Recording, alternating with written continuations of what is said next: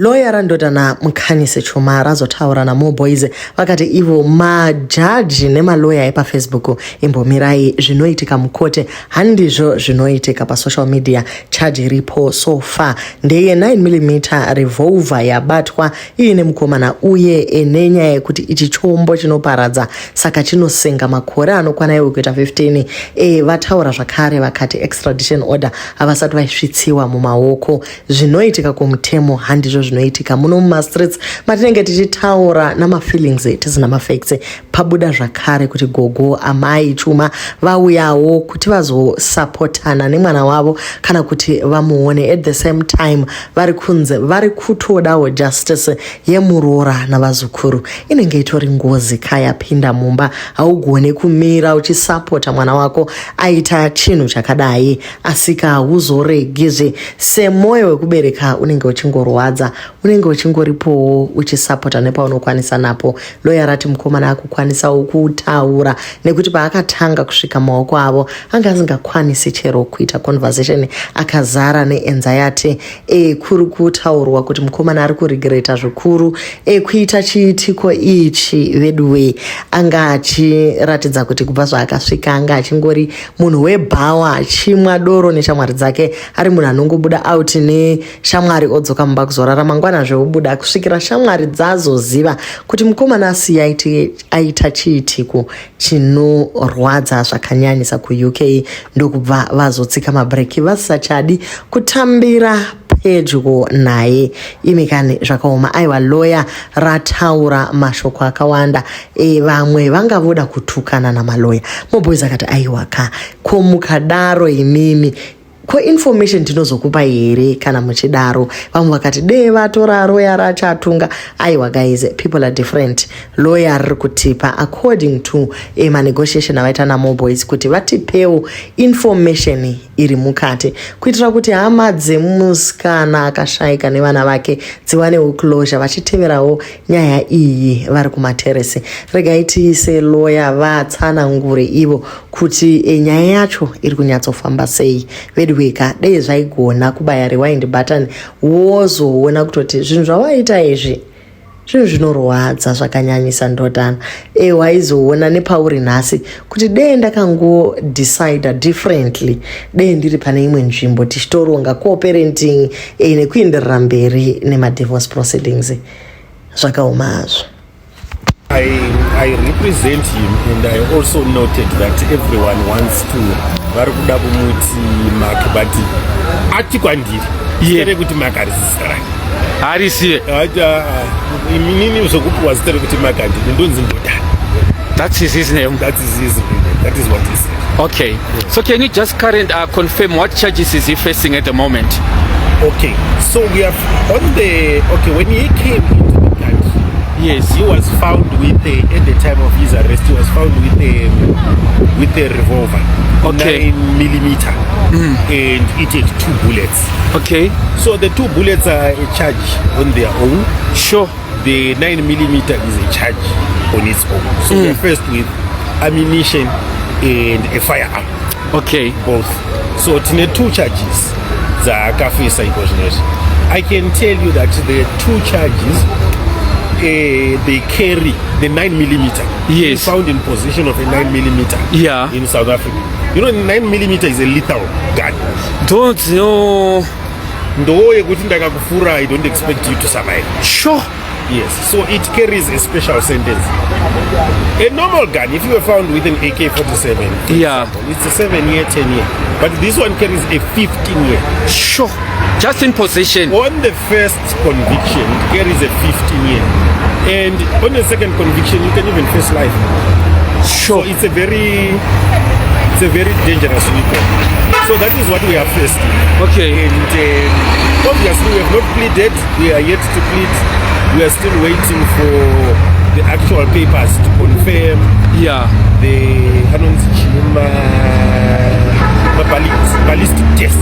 Okay. So ballistic test anotaura kuti, let's say if the firearm was discharged, how long was it? Sure. You know, it makes serious or lighten the charge. For example, it also shows kuti ma bullets when were they loaded. The ballistics say all that. zvimwe zvezvinhu zvandikamirira. But Is that may take time, that process of ballistic? I always hear many cases being postponed, that they are waiting for the test and so on. Do you think this one will get a priority? Yeah, we will get a priority, but my thinking of how things will play out is vanofanirwa kutiudza kuti izvi zvingatorese kuti 6 months. Yes, I expect 6 months because tinenge taitwa fast track. But under normal circumstances, this is 2.5 years, 3 years for ballistics to come out. Zvichiziva kuti ma-alcohol test aya anosvika paku-expire. But ballistics don't expire. They don't expire. The gun does not expire. The bullets do not expire. So it may take us 3 years. Okay, so and then the other charge that he appeared in court number 2 is that one for the extradition. Yes. So vari kuti muchinda uyu kana apedza sentence yake havazive kuti zoti anopedza sentence yacho rini kana kuti anobatwa nemhosva rini. At that time akufanirwa kuita sei akuenda. So that process inofanirwa kutanga at the same time. Haifanirwa kutanga case yekutanga yapera, zvinofanirwa kutanga at the same time. Nokuti takaita negotiation, let's say tagona kuita negotiation, one is thrown away, sekuti zvamiswa zvokuti revolver nechi mabullets ayana tambozvisa pasaidi zvingonzi ayo ngadzokera hake mukomana hatingobvuma tingarambirei. Okay, so ndozvanachitaura kuti I know kuti we can't do much on the merits of the case, but muchitaura naye not kuti akaita mhosva akaita sei, ari kubvuma here kuenda kumusha kudzokera. Anzwaika uyu mwana wekuzimbabwe, mwana wekumusha ari kutoti kunyanga makada kuti ndidzokere kumba I'm fine with it. Okay, makada kuti ndidzokere ku-UK I'm fine with it, but mofanira kuti anga mandiudza but right yake yaanopiwa nemutemo. Zvakafanira kuti kana ndichikusunga iwewe ndofanira kukusunga ndichiti moboys ndikukusungira chakati nechakati nechakati. Same thing zvofanira kuitika kana mamuti ari kufanira kuenda ku-UK ka tofanira kuziva zvemunewspaper nezvesocial media asirizvo mataurirwa anoitwa kukoti. Kukoti munoona ndinotambidzwa bepa, waona bepa ndichitaura kuti handina kupiwa warrant of arrest ndinotofanira kutoipiwa warrant of arrest iyoyo. Saka as long as ndisina kupiwa warrant of arrest iyoyo muruoko mangu hapana warrant of arrest, hatizizive zvewarrant of arrest. Saka anofanira kuti apiwe mapepa acho extradition muruoko make toziva kuti takutaura zveextradition. So it's too early for now. It's too early. Zvotoda kuti timbotanga taona tati isusu toda kutanga taona kuti musi wa22 wacho chii chiri kuitika. State zvayo yatiri kuda kutaura nesu ine zvairi kuda kuti offer but haisati yaoffer. Okay. Saka I think kuti offer yachona nezvavari kuda kutaura nezvazvo zvichanyatsobuda kana tapiwa mapepa. Takapiwa warrant of arrest tozoti ari kudiwa ku-UK. Takapiwa mapepa e-extradition tozoti ari kuda kuudza extradition. But kana tisina sezvatiri tinomboziva kuti taiswa paremand. All right. The last question is that Ari say like makwanisa kutaura naye in general. Let me tell you, kandikatanga kumuona mukomana musi was it Saturday? He was not well. No, he was not well.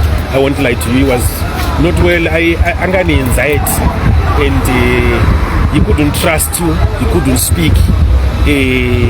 Angani kutya kanyanyisa. But because when he's talking, ndofunga wana achibvunzwa mukoti zita rake ataura freely, wana achibvunzwa kuti ndiro gweta rako here, ataura freely akati yes. So ari kutaura ndataura naye after court, ataura namai vake after court. He's talking now. Was he happy to see his mother?